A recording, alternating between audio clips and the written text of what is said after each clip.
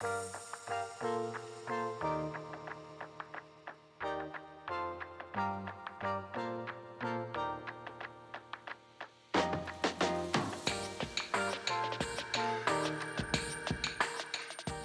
I think you guys are going to get a lot out of the panel today. We've got a great group of people who are experts in the field and are here to share their advice with you and expertise with you guys. I was wondering if you guys, of all the panelists, if we can start by introducing yourselves to the audience. If we start with you, Connie. Hi, everyone. I'm Connie Guglielmo. I'm the editor-in-chief of CNET. CNET is the world's largest consumer tech site. We're owned by CBS Interactive, which is a division of CBS. I manage our edit team, which is global around the world. We have offices here. Our main office is here in San Francisco, literally a block from here.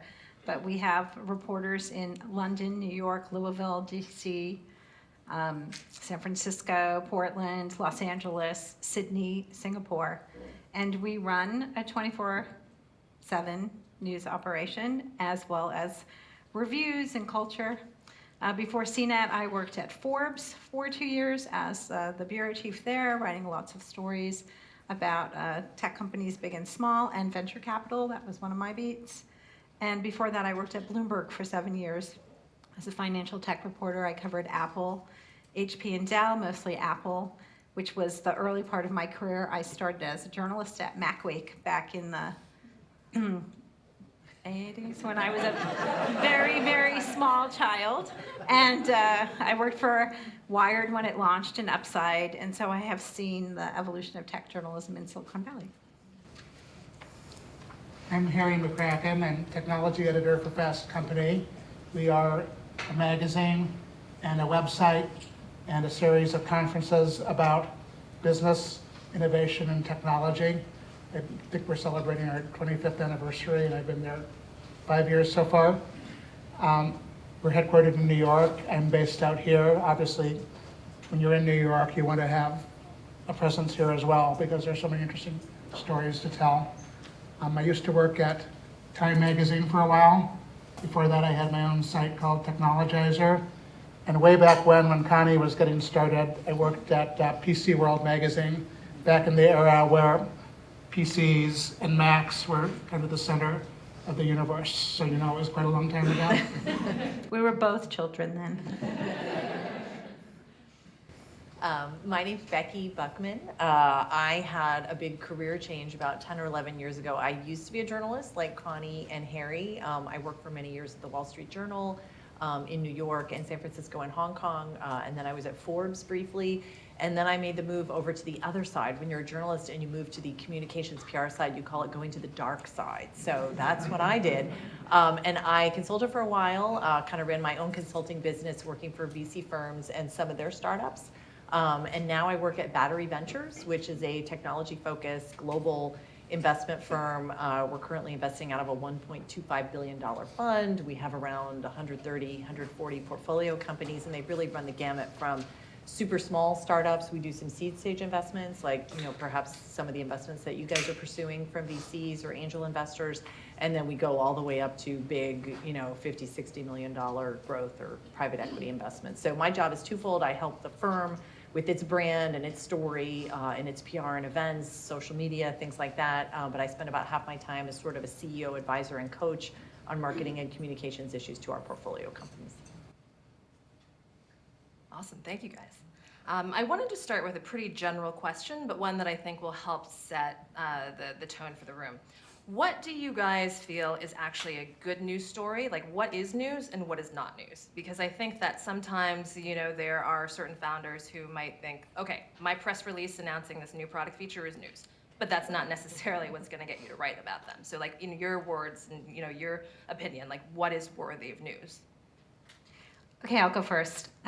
If I get a press release, it's already old. I'm not interested because it's already been out and I don't really care.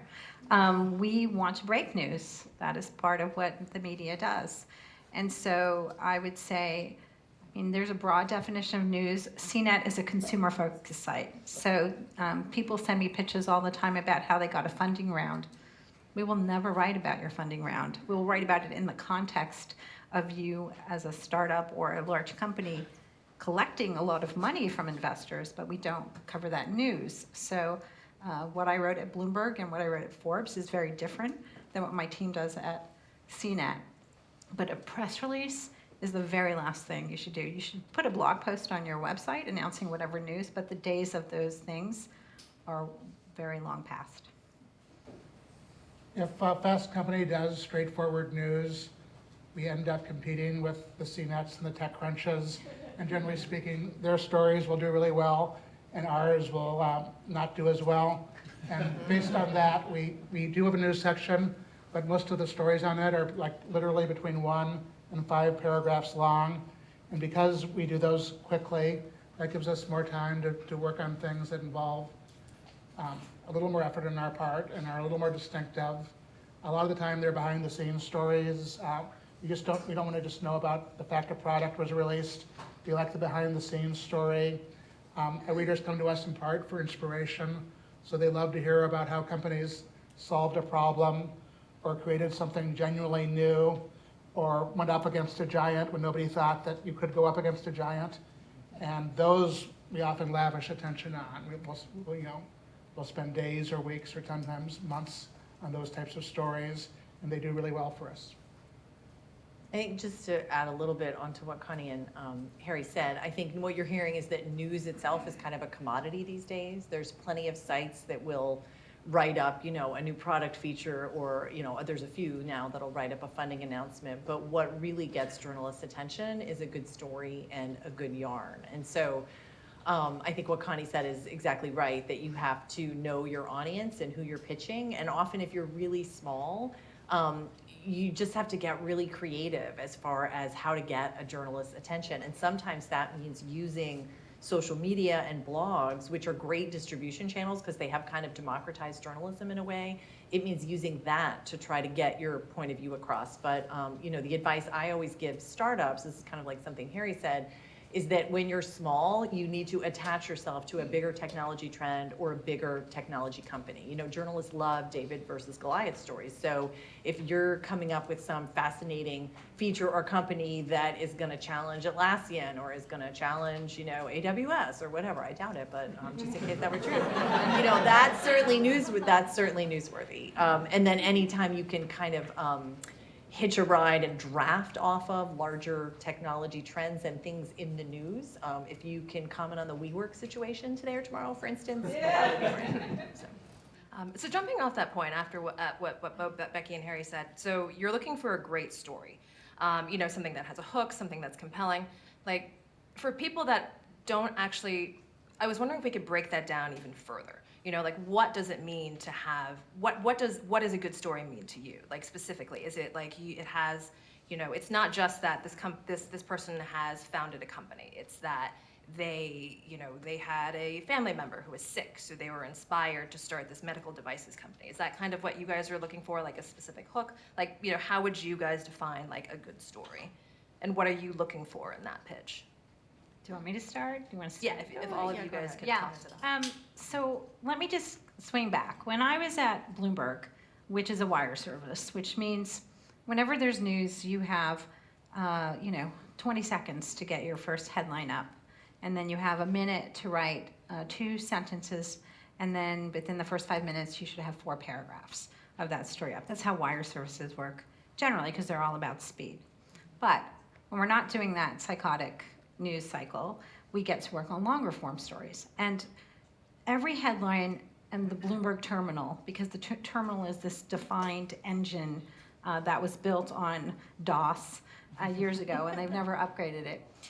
Or they've mildly upgraded it. Let's give them just tiny little points there, but is 63 characters. So whenever I would go out as a reporter at Bloomberg and I would meet with executives of companies big and small, they would tell me their story, right? Oh, we have a new blah-de-de-blah that does blah-de-de-blah. Well, I have to write the whole story pitch to my editor to convince them to write them in the form of a headline, 63 characters. So I would tell the company, okay, tell me your story in 63 characters. That includes spaces, by the way. So think about what your story is. What is the headline on the story you want the reporter to write?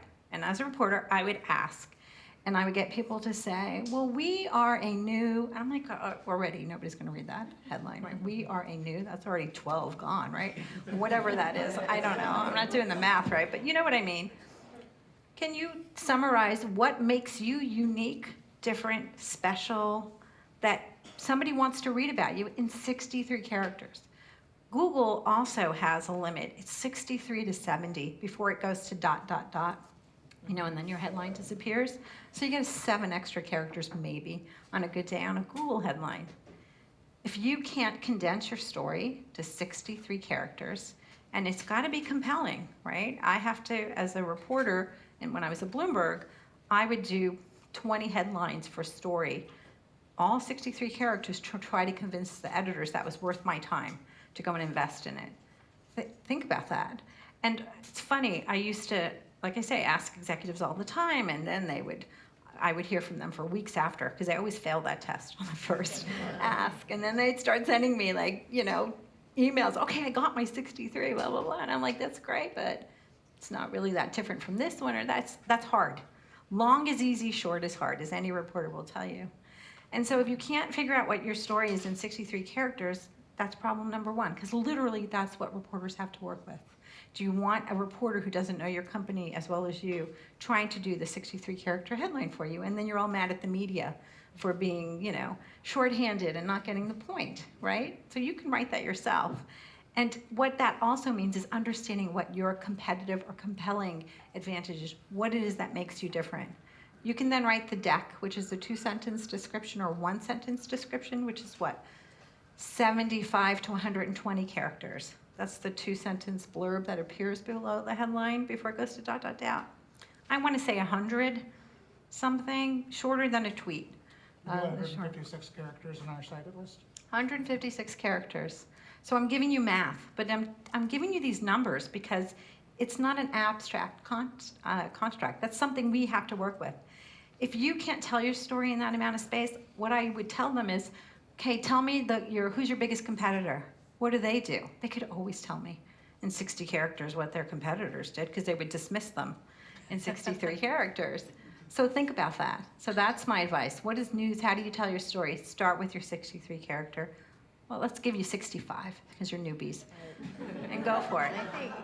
But I think what Connie's saying too, implicit in that, is that there's really no room in that quick description for a lot of jargon. I mean, at Battery, we fund a lot of these companies that are hyper-converged, Kubernetes-enabled cloud solutions. Never, and I'm like, I don't know, I work here and I don't know what that is. Don't ever use the word solutions with a reporter either. And the other, I think, point here is that the way you pitch investors and customers is different. The words you use and the positioning you use, this is what I tell our companies all the time, is very different than how you pitch the press, because your customers, you're selling to people who understand your space, right? If you're assuming this is like a B2B type company, which is a lot of what we invest in. But the press doesn't want to know that. Like Connie says, they want to know, are you better, faster, cheaper than someone? Who are you competing with? Why are you different? And I always ask our companies, what is the founder story? To your point of, so you started this medical device company because you had a relative, who had, that's human and that's interesting. And that's going to be interesting to readers. I mean, I do get a lot of those pitches that are the equivalent of, I had a sick relative. I might mention that in the story, but that's not the key for us. The key is really what you're building. And if what you're building is interesting, that's all you need. And if it's not interesting to our readers, then nothing else can make it interesting. Our readers are, they're business people, but they're not CIOs or IT people. So there's quite a bit of enterprise stuff. We don't cover it. I recently met with IBM, and they started mentioning Kubernetes, and I was like, you ruined your pitch.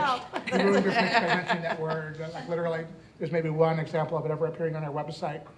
But if the product is compelling to real people, either because it's a consumer product, or it maybe makes them more productive at work, or it's something that relates to something that everyday actual human beings use, and you figure out a better way to do it, that could be really compelling.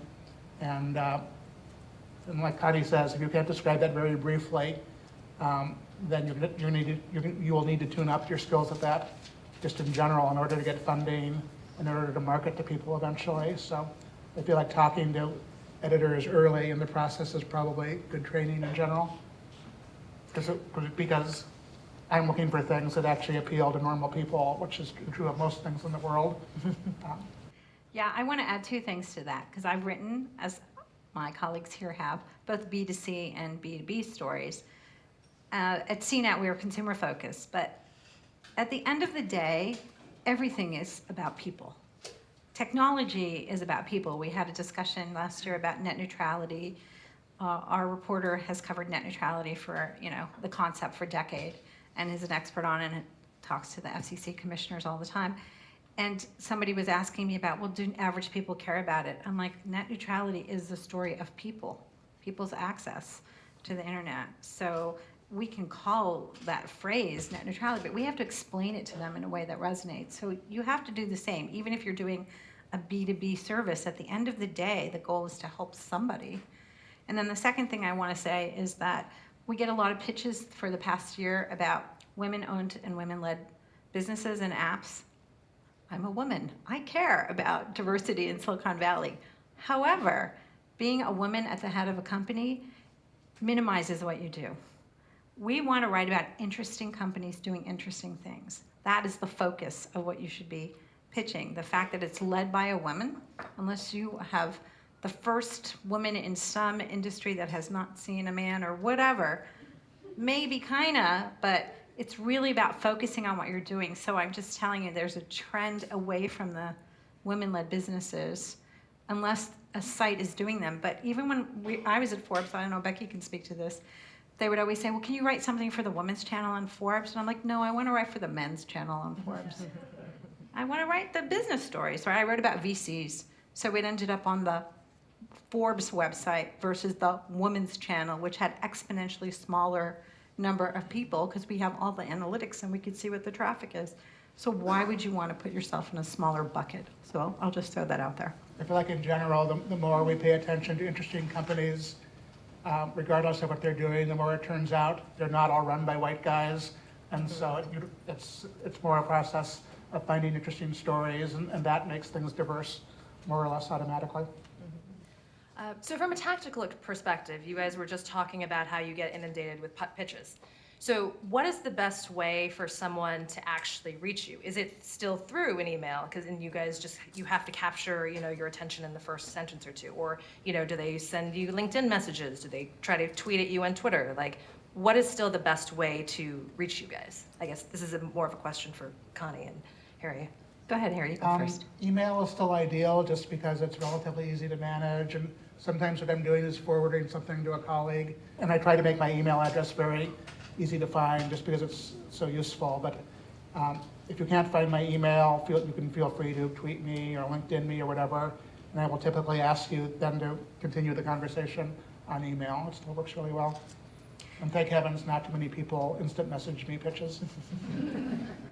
I hear from people on Twitter, on LinkedIn, on email as well.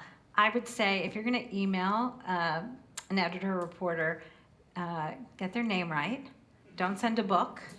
If I see a 500 or 1,000 word email that starts with Dear Connie in one font and then the rest is, an 11-point type, I'm not going to read that. Oh, gee, you've just made me so special. Again, we were talking about this earlier too. I get a lot of emails, as I'm sure these guys do as well. How do you stand out in an email? Super short. Hey, I have an idea or I have my 63-word headline. Is that something you're interested in? Somebody on your team? Can you let me know? I would respond to that before I would respond to a 2-paragraph. Hi, I'm writing to tell you about my exciting new startup that is forging new ground in the blah, blah concrete industry. Blah, blah, blah, blah, right? Like, we're people. We also react to personal and, real world engagement. I'm not saying you're going to get an answer to every email that you write, but like Harry, I don't write very much. When I do get a chance to write, it's because I'm writing something specific, but I always forward it to the reporter or the editor on my team who handles it. Or I don't if I think it's super generic and a waste of their time as well. I get a tremendous number of pitches where they start by explaining that they're emailing me because I write about technology, which I already knew. And I already know it's coming from a technology company, so that's superfluous. I get a lot that mention a recent story I've written and compliment me about it, and I become totally paranoid. Like even sincere compliments are a bad idea because I always assume you're just complimenting my work because you want something out of me. And even if you do love my work, I do not choose what to write about based on the fact you love me. I choose what to write about based on the fact I think my readers might be interested in what you do. So you don't even have to say like, hope you're having a good Wednesday. Just literally the very first sentence should be, here's what my company is doing. We're launching on October 7th, or I'm looking to meet with you sometime in the next couple of weeks, or we have this partnership announcement coming up, or we just hit our first 10,000 users. The plainer, the better. I get a lot of pitches that sound like that are too creative, or they try to give me my creative headline, or that they sound like they were written by somebody who studied English in school. Like creativity kills pitches. I'm not looking for a beautiful dish. I'm looking for like really high quality raw ingredients that I can make into the beautiful dish, because that's kind of what I do. And realistically, should everyone expect a response back? Or if you don't hear back, that after say 2 weeks, that means it's probably a no. No, I don't think you respond to everything. Do you guys? I try, well actually there are entire PR firms who I send directly to a spam folder because I know that they haven't done their homework at all. And they're literally pitching me every week on things that I will never come within a country mile of covering.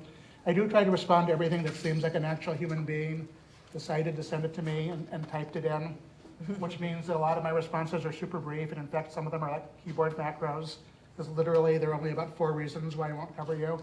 Like either it's not something I would cover, or I'm too busy right now, and there are like 1 or 2 other ones. But if I do feel like you actually put some effort into choosing me as someone you were trying to pitch, I'll try to at least give you like 1 sentence explaining why I can't do it, which is true of literally like 97% of the pitches I get. And in some cases, maybe the news you sent to me, either I can't cover right now or wasn't a right fit, but your company is doing something intriguing. And if I say, please send me future news, that's sincere. It actually does mean that maybe another time you will have something that would be a good fit for us. Well, I have a question for you guys. So, what do you guys think about pitches that are really just invitations to meet? Meaning, hey, I've got an interesting company, would love to just get together with you for coffee, or love to have a phone call. Maybe this is a PR firm calling with that.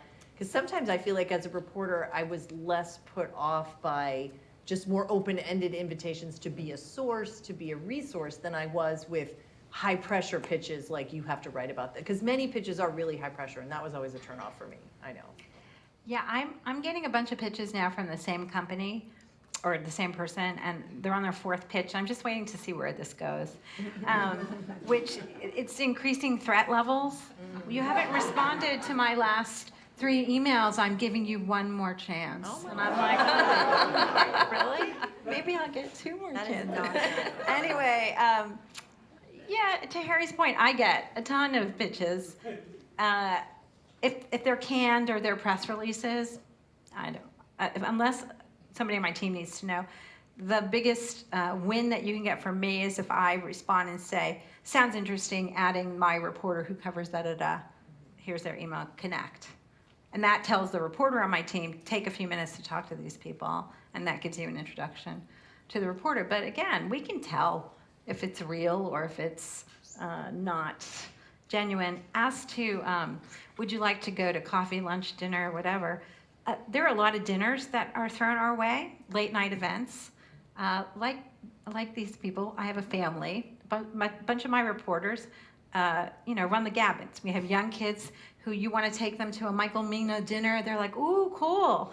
And you have people who are married or just had a child, and they actually have to get home. And there are people like me who I try to go to 1 late night event a week so I can spend time with my life and my family. Just remember, reporters work long days too, just like you do. And so what you're asking us when you're asking us for a dinner, for instance, is, okay, instead of a 12-hour day, now I'm going to give you an 18-hour day. And I always say, you know what, I have to go to breakfast and I have to be at work anyway. Or if you're going to do it at 4 o'clock, It's a better time. Bloomberg was 1 o'clock. I could never do lunch because we had to be at our desks at 1 when the market closes. So just CNET is not that way. We don't cover that quite the same way. But again, understanding the rhythm of what that reporter is working on is also important, and recognizing that some people are not intrigued by dinner. Coffee is okay during the day, breakfast, but not at 6 o'clock in the morning, you know. I have done those, unfortunately, but we're people too. We have lives too, and you know, every day doesn't have to be an 18-hour day. So. And so speaking of pitching, so Becky, this is actually a question for you. When you were working with a lot of your startups, how do you advise them in terms of when they should think about an agency to help them pitch? When should they maybe hire consultants, or maybe, you know, if they're truly like a you know, startup seed company, like they should do it themselves? Like, what kind of advice do you give them?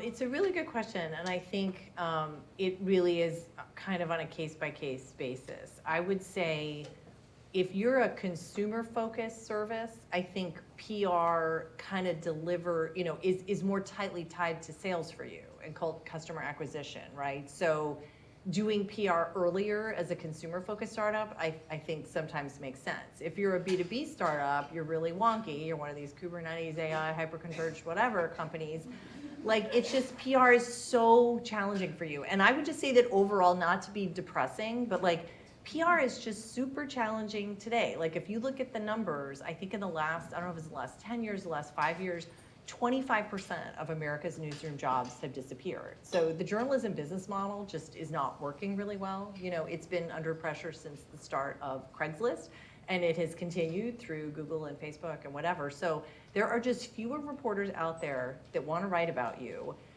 There are fewer publications, and they're frankly more driven by clicks. You know, so I mean, I talked to reporters who, one of them told me that he was judged based on people, they could track if people clicked on his stories and then went and subscribed. Like, so the incentive models are just, you know, kind of messed up. So it's a long way of saying, you know, sometimes I think companies spend too much on PR firms. They get sold and they're paying like 15 or 20K a month for a company that, I mean, I can look at their business and say there are just not that many people that are going to write about you, and I think this is a waste of money. I think for smaller startups, hiring a consultant, hiring somebody to work on a project basis, like, oh, we've got this interesting, you know, we want to announce our seed funding round, or we want to announce the launch of our project. Maybe you hire somebody for 3 months and they work on that for you. That can work. I also think you can do it yourself. You know, the rise of social media means that you too can be a citizen journalist. And, you know, if you're really interesting or you're provocative or you're able to you know, it's a lot about time management. And if you're the CEO, you're super busy. But if you can take the time to engage reporters on social media, follow trends, link what your company's doing to trends, that might be more effective than hiring a PR person who may just be annoying. I mean, if someone's emailing Connie going like, you know, this is my last email to you, like that's not an effective PR strategy, and you should not be paying that person any money. It's very entertaining. Yeah, I mean, right. I mean, like reporters share, just know that reporters share these emails. They like send them around to their colleagues. They're like, oh my God, can you believe this? Like that's what happens. So you don't want to be employing an agency who does that. But it's, I don't know if you guys agree, but I just think sometimes, you know, it is a lot to do by yourself. So eventually you will reach a point where you need to hire an agency, but oftentimes for some companies that is not at the Series A, I would say. I'm a journalist, so I get asked by all of my friends who are doing startups and stuff to read their press releases or their websites, or can you come and tell me how to pitch to the media, right? I'm not a doctor, I can't cure your whatever, but I can tell you, God, that doesn't make any sense, or what your 63-word pitch is like. And my conversations with my friends are always very blunt, which is, why do you need this PR now? Like, what is it that you're trying to accomplish here? Are you trying to, you know, draw attention around something? For what reason? Because that, it's a means to an end, right? So what is the end? Is it to attract the attention of VC funding? Is it to attract customers to your service? Like, what is the end? And if you don't know what the end is, that's a problem, along with your 65-word pitch. I gave you the 65. But also, you know, the model used to be to get as much media as you can. I had a 6-month stint between Forbes and or between Bloomberg and Forbes, where I ran corporate comms for Hewlett Packard, which is its own story. Running comms for a Fortune 10 company is crazy. I loved it. I was eating popcorn, but I knew I was only going to do it for 3 to 6 months. And so I was able to do my job and not worry about keeping my job, because I was there to just like, yeah, you could do that, but that's the headline on the story. Is that what you want? And it was fascinating, a book in my future. But my point is, you should have an end game of what you're trying to accomplish. And some of the agencies that we had, which I fired all of them, were, okay, I talked to 50 reporters on your behalf this month. And I was like, So what? yeah. So what? So, like, what does that mean? Like, what does that accomplish? Well, I made a lot of calls for you, or I wrote 10 press releases for you. Yeah, but like that, what is my goal? Well, how does that solve?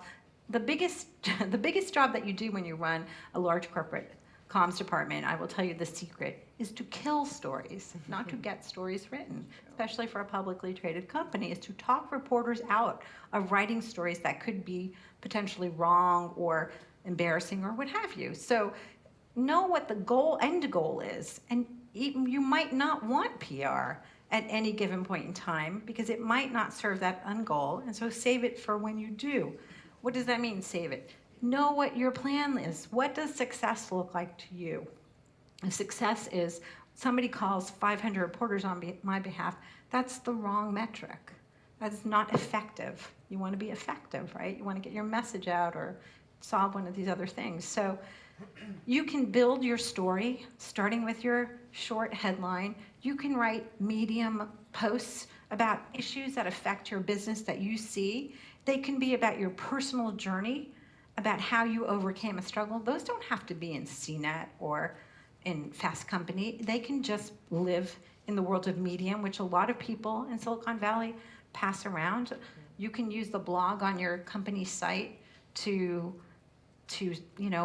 share your theories about how something should work, or I don't know, say whatever you want. There's lots of ex-journalists out there who can help you write them. As Becky said, newsrooms are getting empty, so there's a lot of writers out there. There are many ways to get that message out, so think about that. It doesn't mean you don't do any PR, but you do effective PR, not based on volume.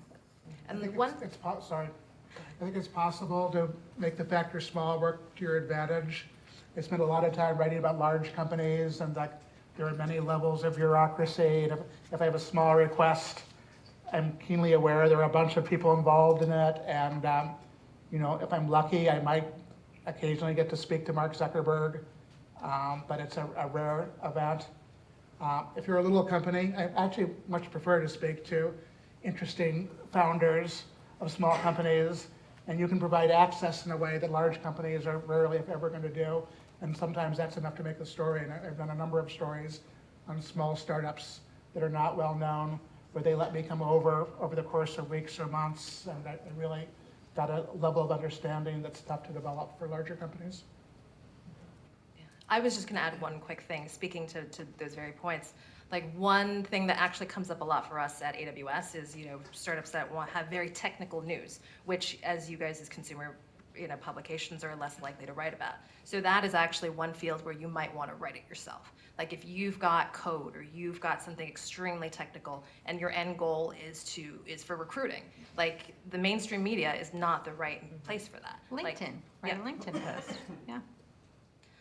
So one upvoted question on Slido is about the idea of exclusives. So how do you guys work with exclusives? How do you guys define it?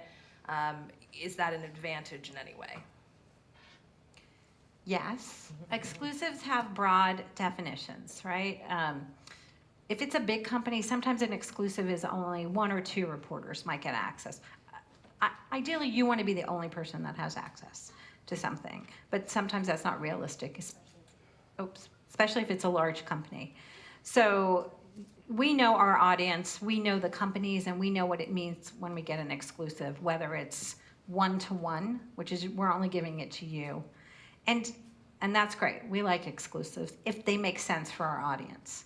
Hey, we got a funding round. We want to tell you about it. I'm like, that's great. We don't write about funding, but good for you, right? So closing the dots there. Also, when you offer somebody an exclusive for CNET to write an exclusive versus maybe Bloomberg's geared towards the financial markets. They are looking for people about to go pre-IPO and stuff. So that's a different set of rules and regulations. But when we look for people who want to give us exclusive, we want access. As Harry was saying, we want to hear some of the story behind what the news is. We want to talk to your top executives. If you're telling me that, hey, we got 10 amazing customers. Great, who are they? Can I talk to them? No, you can't talk to any of them. Okay, what are you telling me? Well, you know what? Our sales doubled. And we want to tell you about how our sales doubled. Okay, from what to what? Well, we can't tell you because we're a small startup. And I would always say 50 cents to $1 is a double. And if you tell me you went from 50 cents to $1 and that comes out, I'm going to look like an idiot as a reporter, right? So when you're offering an exclusive, you also need to know what you are offering as part of that. Are you willing to offer a certain level of access? And this is maybe where a consultant, like Becky or someone else, can tell you that's a reasonable set of things you can offer to reporters. I'm thinking on your behalf now, not on mine, because on mine, I want it all. I want you to tell me everything, show me your books, give me all your customers, share your database, let me talk to your board, right? I'm going to ask for everything. But there is a reasonable level that you do have to cross in order to offer that exclusive.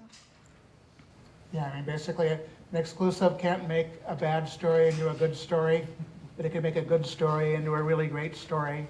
And essentially, we're trying to make every story we do distinctive. And if it's an exclusive, that happens kind of automatically.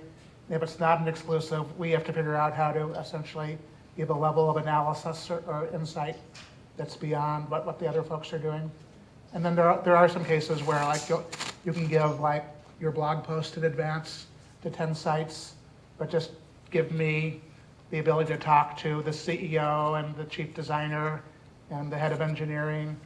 And we end up being able to do something that's a lot more compelling than what other folks have, who basically only know the basics. And that's almost as good as being the only publication that has the news. But again, it has to start by being a really good story, and then everything else is sort of gravy.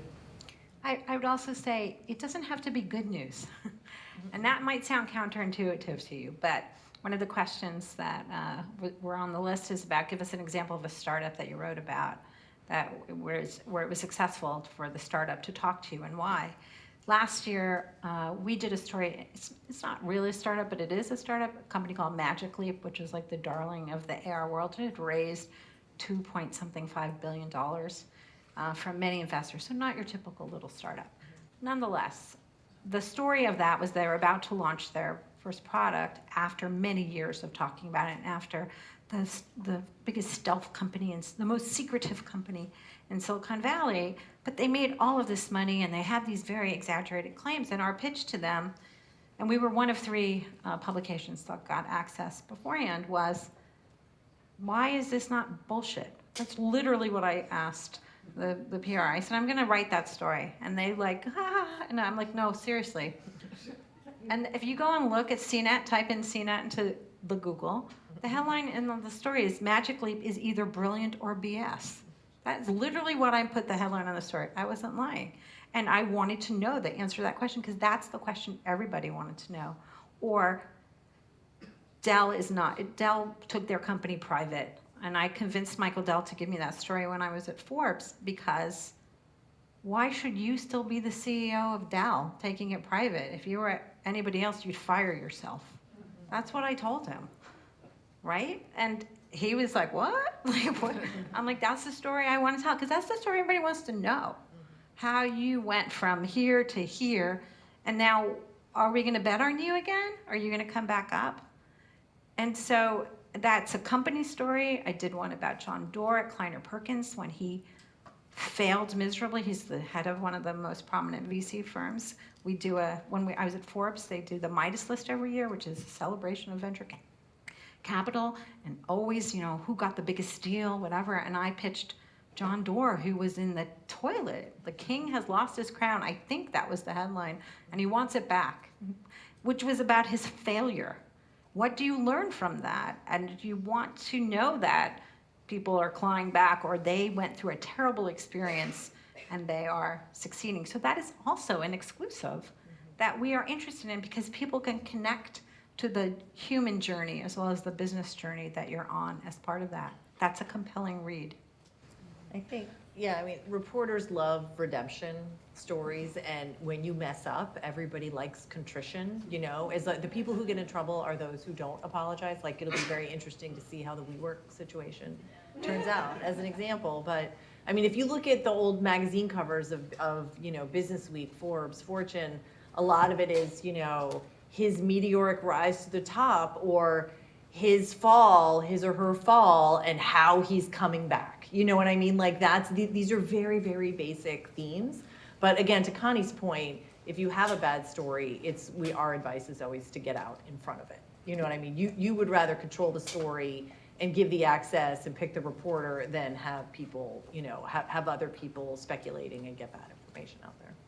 Yeah, well, Becky, could you actually talk a bit more about that? Like, say you're on the flip side, you are the startup that did something stupid, right? Yeah. And you're in the middle of a negative news cycle. Like, how do you break out of it? Like, what would your advice be for, like, you know, crisis comms 101? Well, I think that is a case where you need a professional, just because they're, you know, somebody who has seen, preferably an ex-journalist who has seen the movie before, and you know how this turns out. I mean, I say we because I used to be a journalist, like blood in the water is what attracts journalists. So I think, you know, there's any number of reasons why your story can go south. But, you know, I think it's important to get out in front of it. That's the time where any money you spend on a professional is probably well spent, I would say. One of the top questions from the audience right now is specifically, what type of behind-the-scenes stories interest you guys the most? Could you provide an example of anecdotes that catch your attention? I'll tell you the longest story that we've worked on my team in the past 5 years that I've been at CNET has been a year. And that has been going and meeting with the company, internal meetings, going out on customer visits with them. We get what's called color, right? On a snowy day in June, Bob Smith was walking down the street. Like, how do you get that unless you're part of it and you're there? And so getting access to those kinds of details take time. It takes a relationship and trust. What Harry was saying, if you want to form a relationship with a reporter and you say, I want to tell you the story of how we got from here to here, even if you don't have a reporter, I ran corporate comms at a big company, right? I give a lot of advice to people. Document it yourself.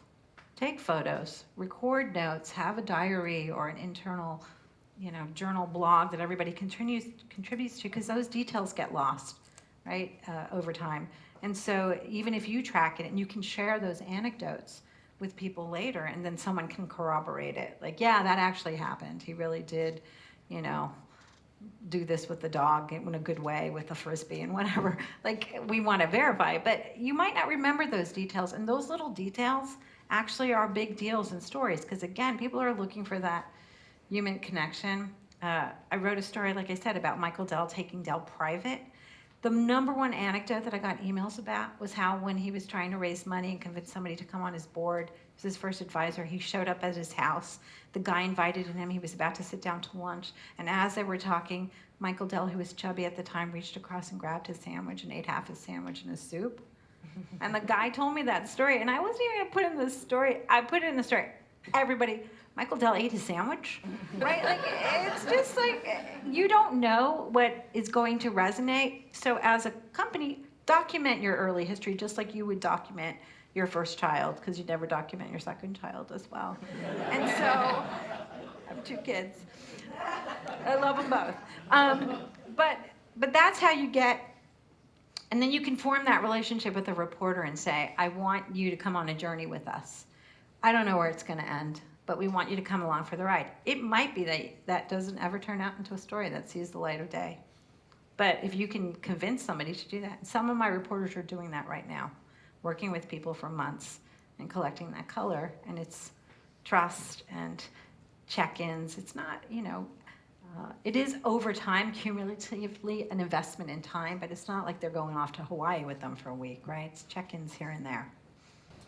I think the most memorable projects I've worked on, especially about startups that weren't so well known, are the ones where I felt like I went on a journey. They wrote about one company called Ship, that basically, they'd come, if you wanted to ship something, they'd come to you, they would take it, they would do all the packing, they would figure out which carrier to use, and at first they were doing that for free.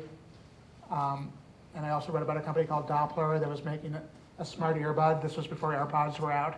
They made a smart earbud with, that was powered by AI. And in both cases, I started writing about them early, and they were both within walking distance of my office, so I'd go over all the time. And the CEOs really opened up, and in fact, I wrote big stories about them. And in fact, both of those companies ultimately failed.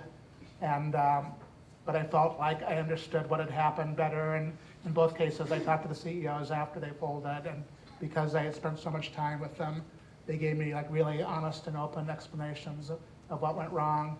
And so when I wrote about them going out of business, at least it was a story that kind of provided their perspective, because I really felt like I understood it in a way I would not have if I had just learned they were going out of business and sat down to write a story. So we are coming up on time, so I wanted to open up the floor for questions for anyone that wasn't using Slido. So does company name really matter when you are publishing anything on the press? Does company what? Does your company name matter? Like, does it help attract more attention if you have a catchier name? I mean, if it's really weird, I guess. I don't know. I've never actually turned anyone down because they've had a boring name. Although that would be a great pitch. We have a really boring name for our company, but we do cool things. Maybe you want to take a look. I mean to say, do you, like for an interesting company, do you need a catchy name or whatever name is available? I mean, I think it's realistic to assume in this day and age that everything has been taken. So then that's how you get really weird names, right? People put together letters and stuff. Sometimes we get interesting names, but actually that's never like, oh yeah, we have a company and it's called Doggo and it's about your dog. And you're like, oh, okay. We're going to write about it because we like that name? No. I mean, for me, no. If your company name is Apple or Facebook or Google or Amazon, then it matters, because I know people already know you. And beyond that, I'd say, if you came up with a cool name, that's cool, but it's not a deciding factor. On a related note, is it helpful for people to pitch themselves to say, like, we are the Airbnb of, like, XYZ? The Die Hard of whatever, that's like the movie thing. I mean, it can help, if you're a wonky company, it can help somebody understand what you do, but like, that gets old really fast. You know, we're Uber for this, we're Airbnb for this, and then it becomes trite, and I think it's an easy way to, too easy a way to explain. You've wasted your 65 characters. Like, don't try to piggyback on somebody else's news. Like if I'm sure that when I go back to my inbox, I may have pitches relating to WeWork's woes. I don't, 99% of the time, I don't want to hear from you because WeWork is going through problems.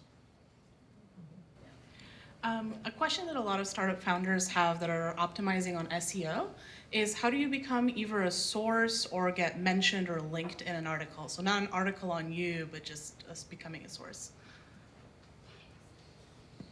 If I actually have a relationship with somebody, and I know, ultimately what I'm looking for beyond the story being good is I'm looking to talk to people who are smart and are good at crisp sound bites and are generally well informed. And so if you happen to be that person in a category I'm writing about, and I know that you'll probably respond to my email, and I don't have to go through 3 layers of PR to get to you, I'll ping you. And if it's too much trouble, or you might not respond, or you're not so great at sound bites, I probably won't. Yeah, I would say it's part of building relationships. If somebody I know pitches me and says, hey, I know this startup, would you mind taking some time talking to them? Of course, I'm going to help my friend. If Becky pitches me and says, can you take a look at this? I'll always take a look at it. So if you know somebody who knows a reporter who can make that introduction, that's number one. If you're an ex-employee of Facebook, Google, Apple, Amazon, pick your evil giant company, and you want to say, hey, I'm an ex-Apple employee, I'd love to come talk to you about my new startup, the first thing I'm going to say is, will you talk off the record about Apple? Yeah, and don't be afraid of that. Like it is so hard to get press coverage that if you've done something interesting before, you have to be open to talking about that. I mean, you know, we've got companies where famous people from these big name companies like Harry has mentioned have come in, and I know that the reason we're getting press for those companies is probably more because of the person's former role than because of what they're doing now. But it's to your advantage to leverage that. So That's don't how we be- build sources. Yeah, and right? then you, again, to this point of becoming a trusted source to people, when I was a reporter, I loved it if I could have some, I mean, maybe somebody came and pitched me about their company, I talked to them, I didn't write about it, maybe I talked to them again, but the fact that they kept in touch with me, then maybe eventually something happened in the market that made their company relevant, and then I went back to them, and then they were happy to talk to me, but it was because they were okay building that relationship. When it's transactional, that's when it gets annoying for the reporter. You know, I'm not a customer, right? I'm somebody that you're trying to build a And relationship. from an SEO perspective, you're trying to ride the wave of something happening in the news. Yeah. So the worst thing you can do is say, hey, WeWork just imploded. And our CEO ran a company where that happened and they had an interesting solution. Would you like a comment from them? And you go, yeah, what's the comment? And they're like, well, let me get back to you in a day. Like, what? SEO, that wave has passed, buddy, right? So know what you're offering to take advantage of that. If you do have a product in a certain category, you can remind the reporter, hey, if you're ever writing about this, please keep us in mind, because that's how those pitches end up in files. Oh yeah, there's 5 companies that I've just gotten pitches about that topic. And the last thing I'd say don't be afraid to use social media if you want to comment on something that's in the news that is related to what you're doing. My favorite tweet has nothing to do with the tech industry, but last year, or was it the year before? Time passes. Then when that show blew up Roseanne and she made some inappropriate comments, she blamed Ambien, and she put out a tweet that said, and the tweet in its entirety was, racism is not a side effect of Ambien, which I thought was hysterically funny. I don't use Ambien, but if I ever needed it, I'm like, cool, what a funny company, right? Because they connected with people in a human way. And it was on point because she had blamed Ambien for her whatever, and they responded. Now, I'm not saying that's ever gonna happen to you, and Roseanne's gonna suck you in, but there are lots of things in the news that maybe directly affect you if you're thinking SEO, that you could perhaps comment on, whether it's a tweet or a blog post. And it's understanding how to take advantage of those moments in an appropriate or edgy way. Because the Ambien, that's pretty funny. I'm sorry, I thought that was really funny. And on a quick journalism 101 note, you guys were just talking about like sourcing and, you know, talking off the record about previous jobs. Can you guys just clarify for anyone in the audience who might not be familiar, like what does off the record mean? How does that compare to like on background? Like what are people getting themselves into when they That's like say a that? whole seminar. Yeah. Basically, no two people have the same set of definitions, and as a journalist, of course, I like lax ones that will let me use stuff. So I mean, often people say they want to go on background, and I just have to ask them what they mean by that. In some cases, it means, don't mention we told you this at all, and in some cases, it just means I'm a PR person, and I don't want you to say blah, blah, blah, said Jane Doe, senior communications specialist at Apple Computer. Yeah, you need to agree on what that means. It varies from publication to publication, and your understanding might vary. So you can just say, I would like to talk to you on background, which means usually you can use it, you just can't cite me, not for attribution. You can use me as a person familiar, but you can't use my name. You know, so there's all kinds of nuance to that, so just ask and clarify it and agree before you say a single word. I could agree ahead of time rather than saying something fantastic and then telling me that it was Yeah. on background. But this is like advanced PR. Like Right. what you guys Yes. are doing, Yeah. like it's Well, probably not gonna cross into this for a while. I just wanted Yeah. to clarify No, that good in point. terms It's a of, good you know, point. if you're reaching out to a journalist Yes. and, you know, you want to talk to them, but, you know, if you just, you know, for them to know to ask about the right terminology, Right. so that what they're getting themselves into. Okay. Right here. Yeah, what's your thoughts on like if we were to Pitch you. Oh, sorry. Thanks. What would your thoughts be if I were like pitching you on, let's say, a user or customer story that's really different? Does that get more attention to you than just a founder coming up to you, say, this is what we do? It depends on the user and the story. If you're a small startup and you've convinced a giant brand to take a bet on you, that could be interesting. Depends on how they're using you. So it depends. But customer stories, Yeah, those are always, that's a color aspect. It gives validity to what you're doing, but again, it depends on the customer and what you're doing. If it's like a relatable subject, like a brand people know or a topic people know. I did a big story on AI recently, and I talked to AI companies, but the meat of the story was really things like, here's a company brewing beer, and here's how they use some AI product, because most people don't care that much about AI infrastructure, but they are interested in beer at least, and so that made for a better story. One more question, time for one more.